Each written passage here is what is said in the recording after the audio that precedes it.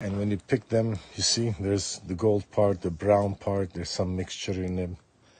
This white part has to go. It's a part of the tree bark. It's not good. But the black part, you can use it. It's the one of the good stuff.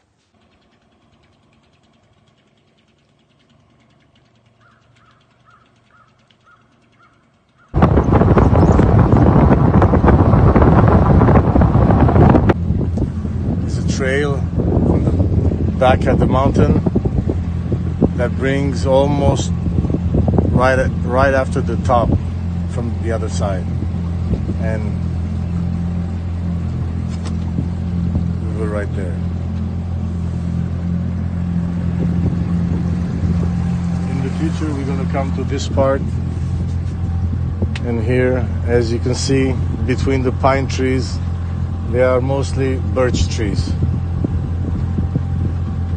I'm speaking like strikes. There's one right there. Over there. Yes. That's a chaga, my friend.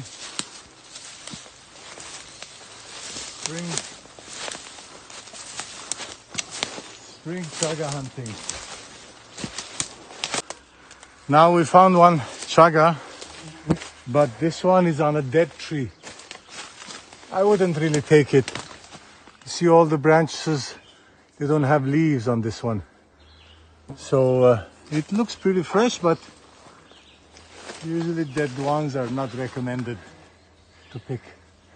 So we're gonna let this one stay there just for study and showing people for the next time they come. Found one, a nice one, decent one. After walking maybe 3 kilometers, there's one right here. That's a reward. That's the chaga, my friend. Come look. Oh, like the devil's horn.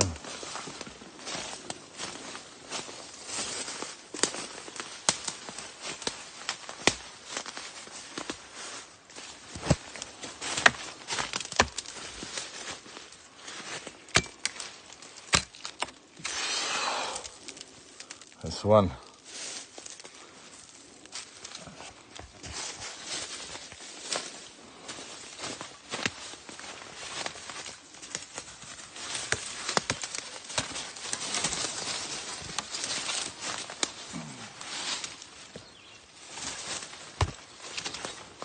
Oh, it's a nice one here.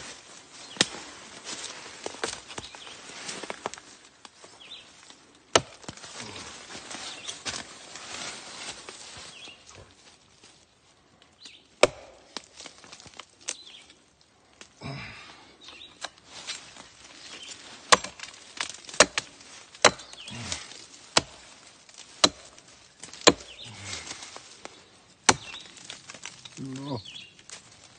Go, go, go, go.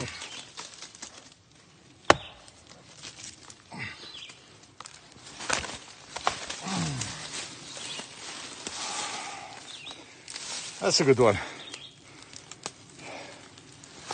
We leave the rest so that it'll keep growing. You can come and harvest in 4 or 5 years.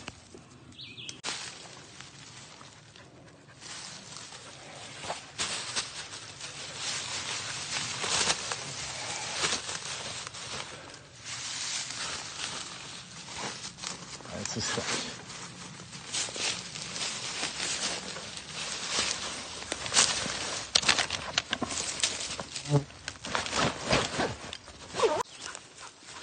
Roxy! I got the eye of the $6 million man. We have one right here. Where? Okay. Oh. It's a live tree. Always pick up from live tree. Dead tree, it's technically good maybe the first year, but how would you know if it's dead for so many years? Otherwise it will be washed out, all the good stuff from it.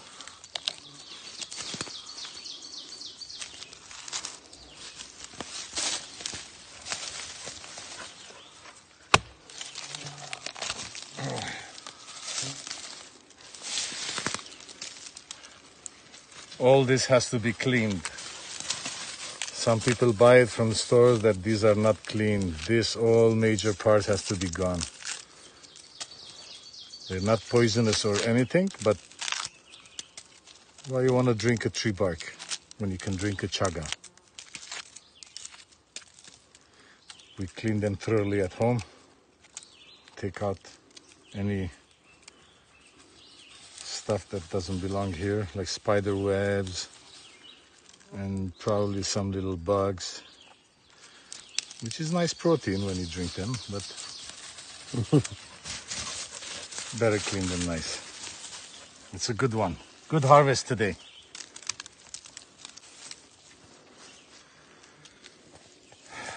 Let's put them in the stash.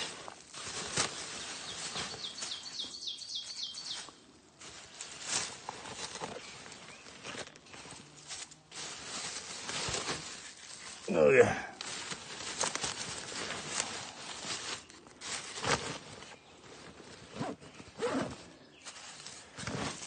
Lot of mosquito and black flies.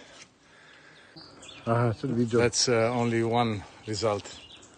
We have a few of them, maybe 2, 3 like this that we picked up today. It was a very nice day, short distance walk, and got about maybe 10 to 12 pounds at least of chaga. So we have some work to do. We're gonna go now at the campground. We're gonna show how to make a tea with this and drink it. And we'll show you how it goes.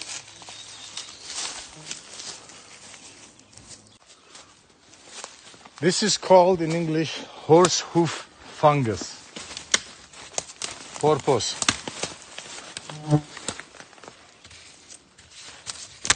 This is good to transport campfire. It's good to repel mosquitoes. And it gives somewhat of a nice scent, like a chestnut, kind of. It's from the dead tree. From the dead birch. Yeah. Grows only on the dead birch. There's some high above, but we cannot reach right now. It's so abundance, we can find them pretty much anywhere. Fungus, Mr. Arthur. See that tree over there? That's like half a jackpot. I've seen bigger. I've seen bigger stash. These are very good for mosquito repelling. Especially the rotten ones. They will...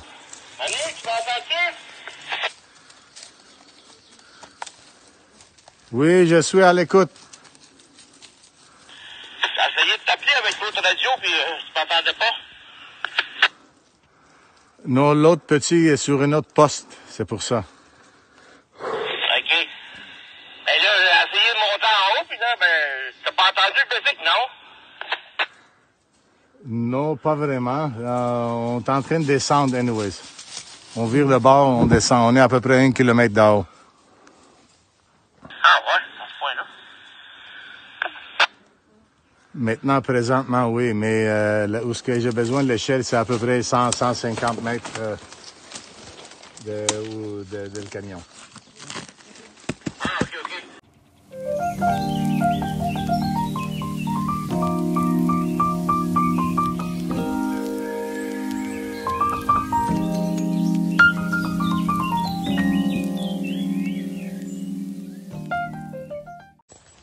Now we're gonna go get those horse hoof fungus that we collected. This is an ideal one, which is rotten. They burn very fast. If it's too big, we can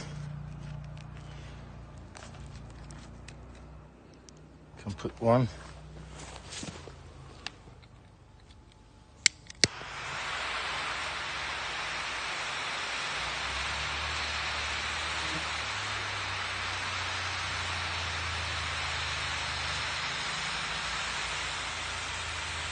And we're about done. Stop. This is it. He's going to start smoking. bit, and then it's going to continue. Like that, no mosquitoes will be here. So we're going to put this piece on this.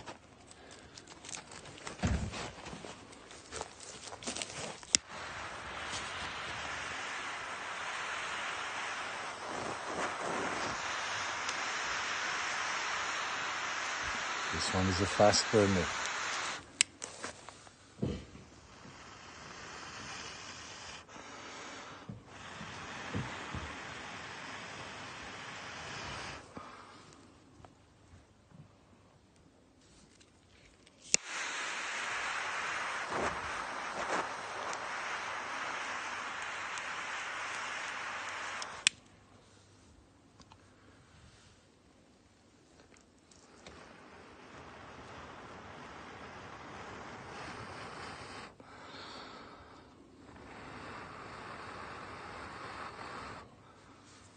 This is it. Horse hoof fungus to repel mosquitoes. Up for the next one. Small piece. Just does the job.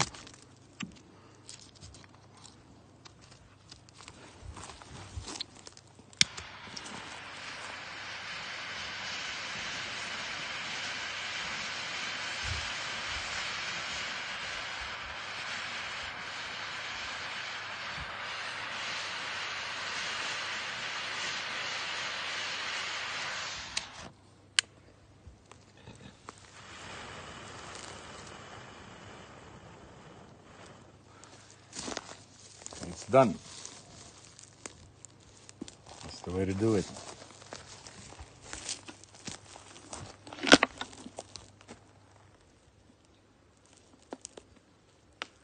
Roxy is comfortable next to the mosquito repellent.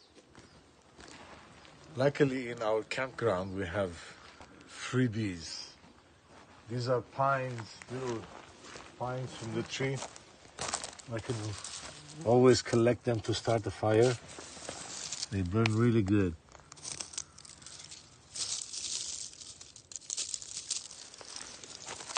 Bring them. I have just piled some few pieces of wood that we chipped. Get some more.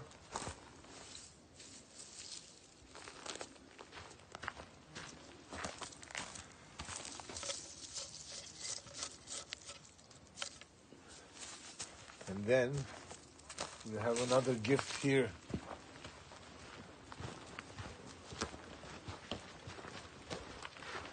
This cup.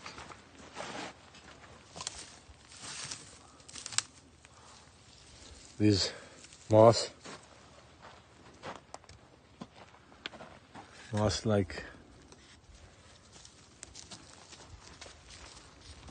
stuff that burns really fast. So we're gonna start our fire. We're gonna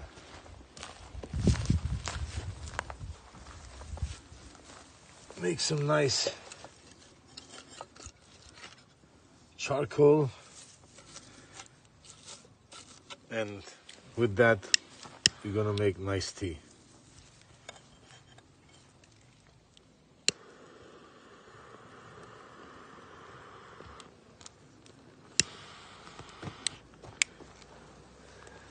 As easy as that, ladies and gentlemen. We will come shortly to show you the next step. Now, the prep of the chaga tea.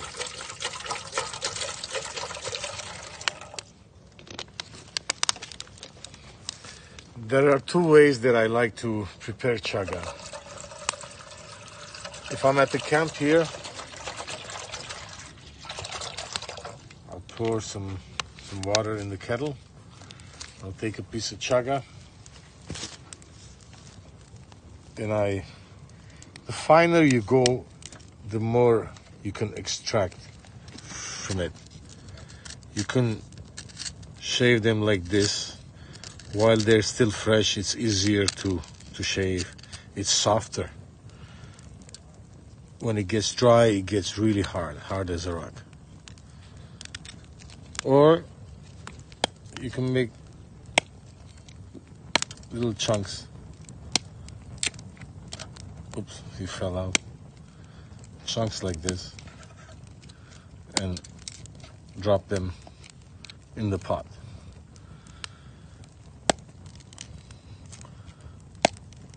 I put about a liter of water in the kettle, so I'd probably use, for a fast drink, if I'm gonna put chunks like this, it's better to put like half a cup of chunks and let it boil. Not boil, keep it always below boiling point. I like to bring it maximum to 75, 80 degrees Celsius. And they say they probably get harmed, some good stuff from them. So don't boil them.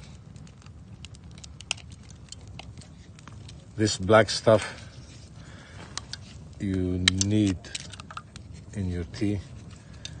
Some say it's not good, but I disagree to that. I don't have any scientific proof, but I've heard a lot of comments that the black ones are as good as the golden part. So, of course, if you rush the campground, a lot of chunks are gonna fly, but hey, who cares?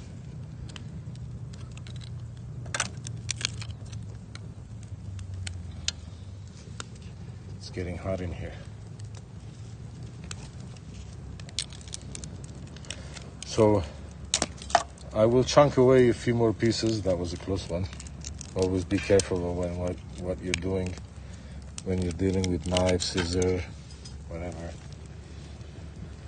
I will come back a couple of more minutes later when the fire is more done to push under the kettle, and we'll start making some chaga tea. Put a few pieces there. Let's put this here.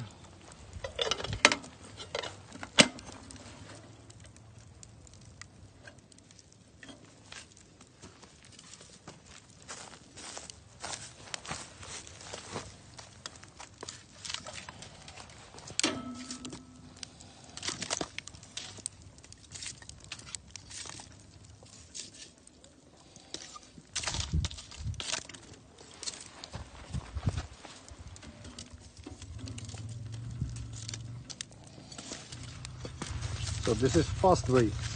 This is the fast way of doing chaga tea. Another way, Another way, after I dry them, I grind them to fine grind, like a coffee grind.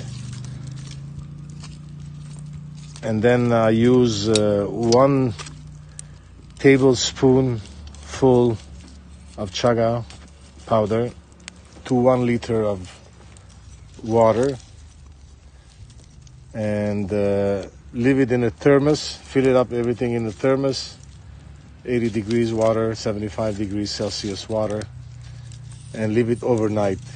And let's say you did it at night and drink it in the morning. Or you can do it in the morning, prepare it. If you have to go to work, you have to do your stuff and come back at the afternoon, at night. It will probably take about 6 hours or so to absorb most of it from the chaga. That's the second way. Here you can see the black part outside. It's really, it's a different type of black you see in the woods. It really catches your eyes once you start identifying them. And when you pick them, you see there's the gold part, the brown part, there's some mixture in them. This white part has to go. It's a part of the tree bark. It's not good. But the black part, you can use it. It's one of the good stuff. Now we'll wait about 10-15 minutes and then we put it on the side to keep warm, to absorb as much as it can, because the chunks are big. The finer it is, the quicker it's going to be absorbed by the water. And then you enjoy. Yeah. Now, about maybe 45 minutes, maybe 50 minutes, we had taken it off the direct fire. Now that the fire is gone, we just have some charcoal underneath, keep them warm. It's pretty much done. Slowly cooked or brewed if you want.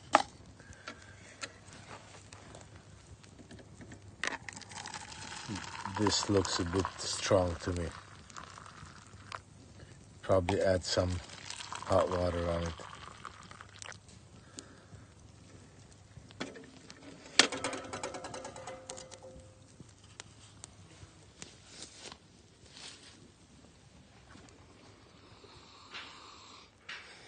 Very earthy, but I like it.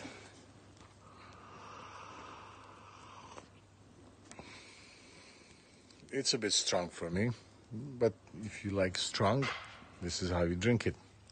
I would add a bit of diluted with hot water, and some cream would do nice. If you feel like putting sugar, you can go ahead, put some sugar. I tried with honey. It worked very good, but I prefer without any sugar in my chaga. That's how I like it.